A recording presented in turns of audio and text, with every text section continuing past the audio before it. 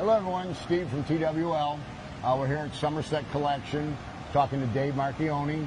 I'm talking to him about the Tiger Stadium display they have here, which is only a small portion of what they have.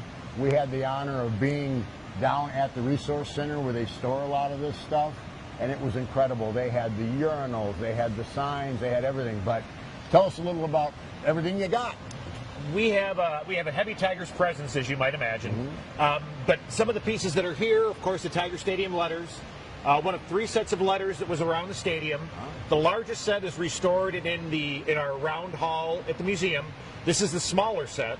And actually the staff, the building engineer staff here at Somerset restored them for us. Wow. So you remember when you saw them at Collections, they were saved, but they've been outdoors for a long time. Well, I think you just acquired the collection at that point. A lot of it was just leaning against walls in one area.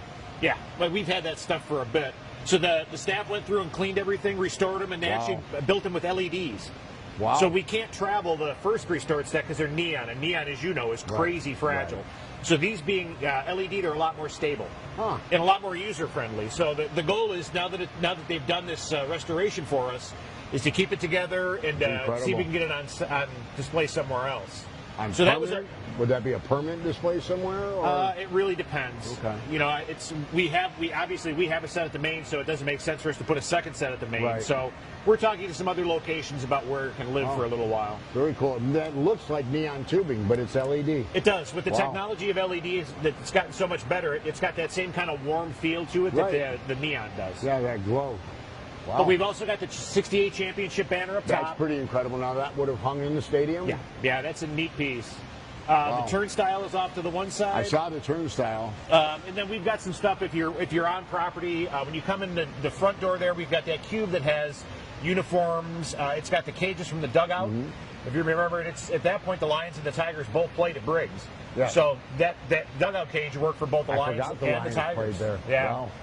Yeah, I got a lot of still shots of that, so I'm sure we'll incorporate them into the show. Well, and Detroit has always been a sports town. Always. You know, I mean, I'm not a huge sports fan. Nor am I. But you can't live here and not feel you're a Tigers fan. Even if you don't care about sports, you're a Tigers fan. You're a Lions fan. You're a Wings fan. Well, they endure.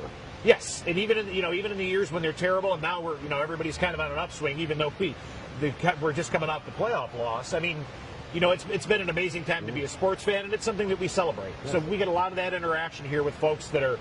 I couldn't tell you how many people have taken family pictures, and that's what Somerset set it up so that you can get up in front of it and get your picture taken with it.